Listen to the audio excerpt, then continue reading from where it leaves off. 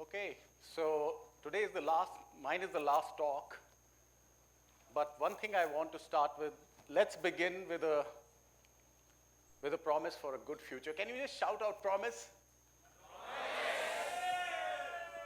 So this is November 2019, and let's begin with a promise for a good future. And what would a good future mean? I would say a beautiful, bountiful, and blissful future. And given the current context, what's the current context? It seems that our economic development in somewhere is leaving behind the ecological development. So let's dream today. Let's dream of a vibrant economy within a vibrant ecology. But having said that, I think we all know there are problems. Today, all of us are enjoying the fruits of the Industrial Revolution. You know, we are living in a time of unprecedented comforts, material comforts, and security. None of our ancestors really had such comfortable life. It is also true that while we enjoy these unprecedented comforts, there are some problems. And what are these problems? We have climate change, we have biodiversity depletion, we have environmental pollution, we have poverty, we have waste, and we have chronic addiction. Now these are things, today I can't go into the depth of it, but I can tell you that in a balanced ecosystem, these things don't exist. These seem to be the unintended consequences of our industrial way of life. It's not something intentional, it has happened.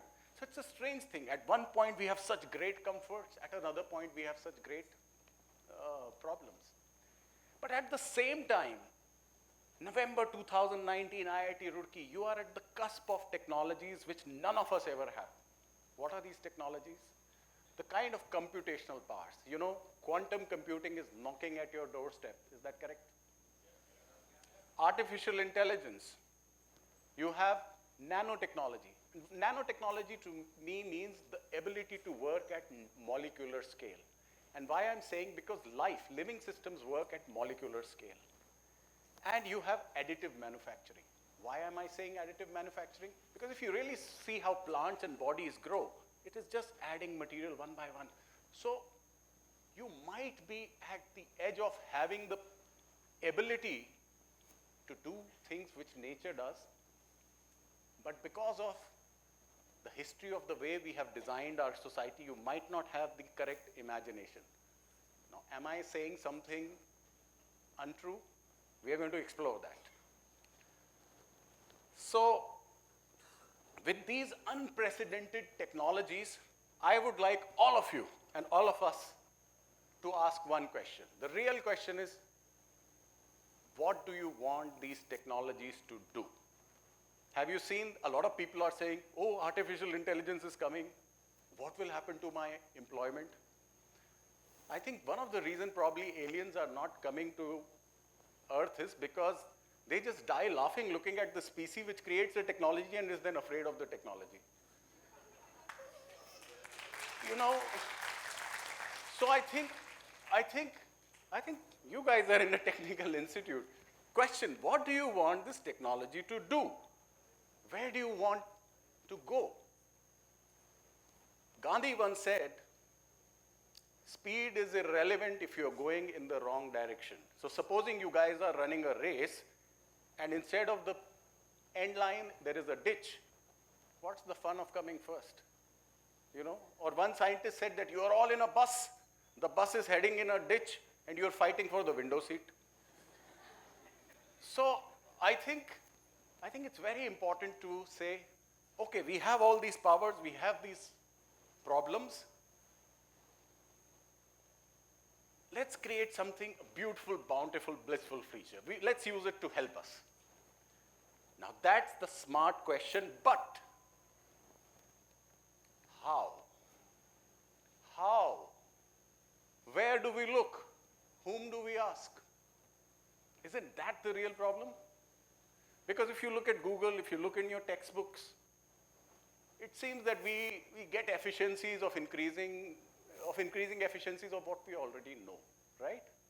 Have you heard a lot of people are these days saying, That, I have done something by which I have reduced toxic emissions by 10%, I have reduced something by 20% pollution by, have you heard that? What they are saying is, I have become less bad. Please don't be fooled. Being less bad is not your ultimate goal. To be good. And let us not make less bad the new good. So where do we look? Where do we look? Let's look here. What do you see? Now, you see a very common sight, right? There are accidents.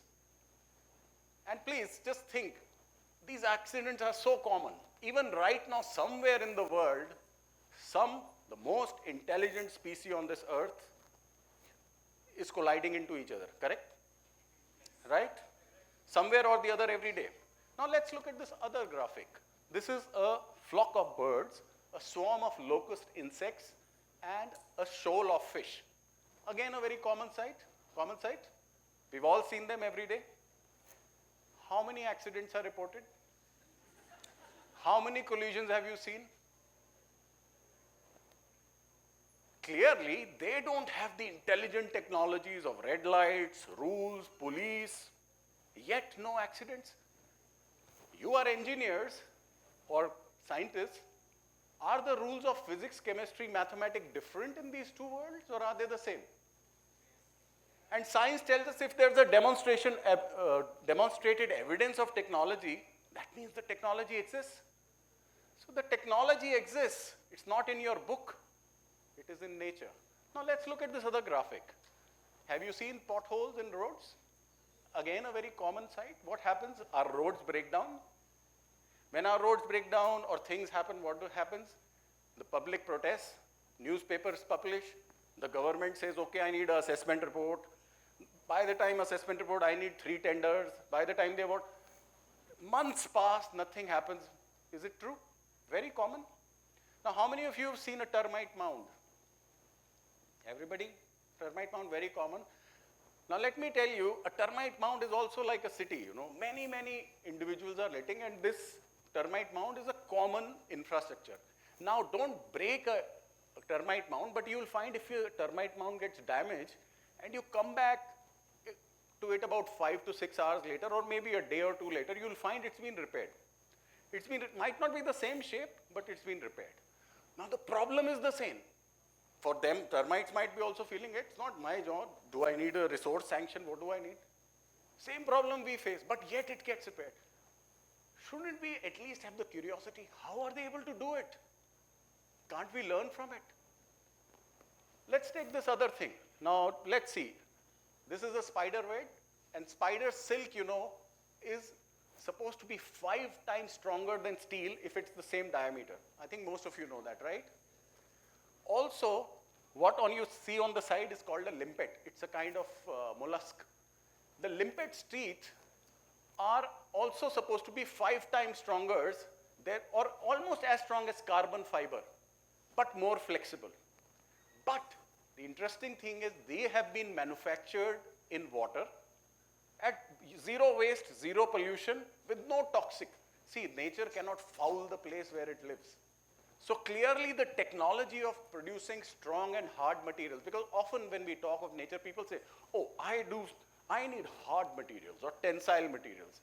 Well, if you do, nature's making that. And that spider just ate a couple of mosquitoes, right? And it produced this. So why I wanted to introduce with that these are just 3 stories. What I'm trying to tell you is that we have become so economy present that we might be becoming place blind. There is so much information around us embedded, so many technologies embedded just outside of our little auditorium and books, which our education, which for one time was a tool of liberation, might have become our prison. So let's see how we can access these technologies. So what I am saying is that, and the great thing is none of these organisms have taken patent rights. Just imagine if all these living organisms had taken a patent right. So this, my friends, is the original and ultimate Creative Commons. Now the question is, how do we access these commons? So let's take 3 or 4 sample questions and say, can we learn something from nature? And let's ask questions which are relevant to our industrial economy. So for anything that we want to do, one of the first thing is whether you want to start our organization, a factory, or even a tool, first thing is you need to procure materials and services, correct? So let's ask, how does nature procure resources and how we procure resources? So how does nature procure resources? See, nature has to live with what it has. It doesn't have the choice that I'll import from China or something. So it has to meet all its functional needs from what is abundant and locally available. What that means is that in nature, whatever is most abundant is most valuable. So if you look outside this auditorium, all the trees, all the leaves, for them the most valuable resource is sunlight, correct? They are all competing for sunlight, which is most abundant. Inside the auditorium, all the Homo sapiens are competing for things which are most scarce. Because what is most scarce in our design solves most problems. Nature, what is most abundant, solves most problems. So this is a design error which we need to fix. We have to use design where most abundant, reliable, and predictable resources solve most of our problems. So, I mean, you can now explore. We basically, all our bodies, 7 billion of us, primarily 4 materials: carbon, hydrogen, nitrogen, oxygen, and 22 trace materials, making all things possible. So nature is only using limited elements and what is locally abundant and resource and present. So how does nature do that? Now this is a smart question that I am restricted now by using only what is locally there, meeting all my needs, but how? So what nature does is, nature uses at a micro and macro level shape and information. So you'll find that when you have limited resources, just by changing the 3-dimensional internal structure, using the same elements, you can create various kind of functions. So that's one strategy, what we call using shape and information. The other thing in nature is multifunctionality. So if you see, like skin, my skin is doing various functions. It is the packaging of my body. It is the biggest thermoregulatory organ. It is a sensing device. And it does various other protective and self-healing, self-curing. But if you look at the skin of this building, this skin, it really doesn't matter if it becomes hot, cold. If it becomes hot, you have to put AC on. If it becomes, but our skin is responding. So can we make our materials multifunctional? And this is where we are in any case headed. I'll come to that later. So that's one other thing, that nature optimizes uses. It's not maximizing use along one thing. It is saying that if this resource is not doing X function, then let it do Y function. So it's always, because the resources are limited. And what is the third design strategy? The third design strategy is nature has made it almost impossible to lock up resources. That means even if a lion is in a territory, if the lion is not there, something else will be using that. And what is our design? We tend to lock up our resources. So if you own something, if you are not using it, you have locked it up, nobody can use it. This is a very powerful design principle. Think about it.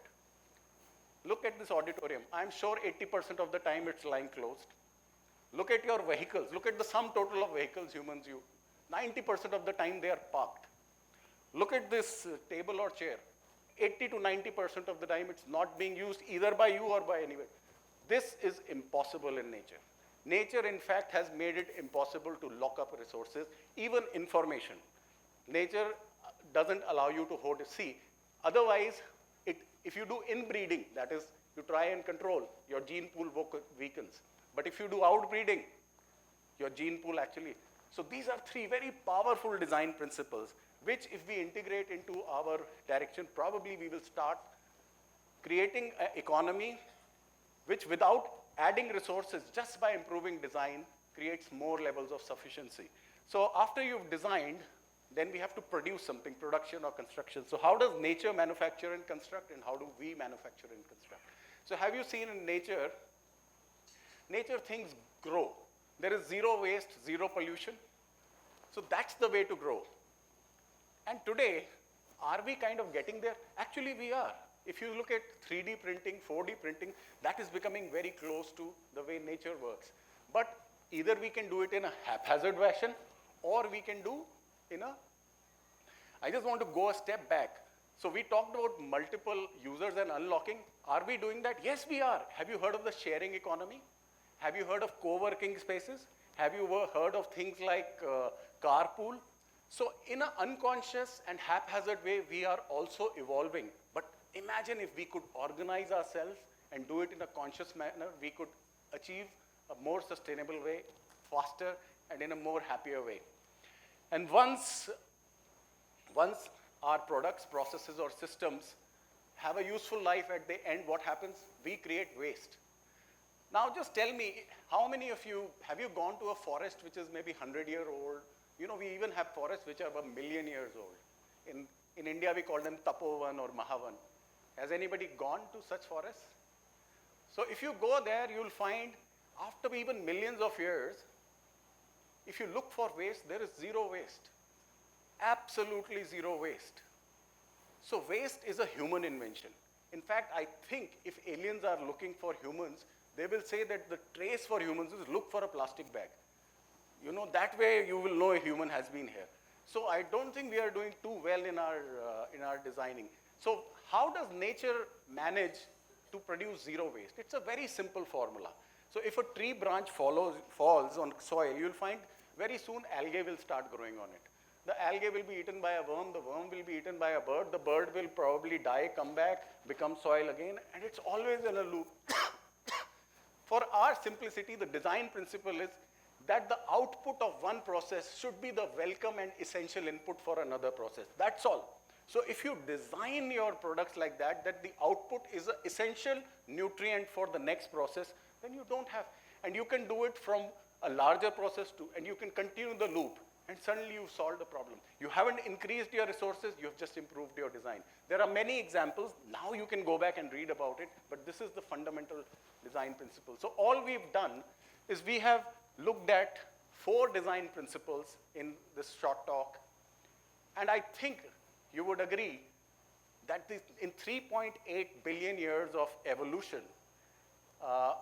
nature has come up with strategies which can help us, and this is our most trusted lighthouse of knowledge. And the science where we look at nature to come up with solutions for human challenges is called biomimicry. So I invite you all to now let's get to work. Now we know where to look, get to work, and create a beautiful, bountiful future. Thank you, and thank you to all my teachers from cyanobacteria to fellow Homo sapiens. Okay, thank you.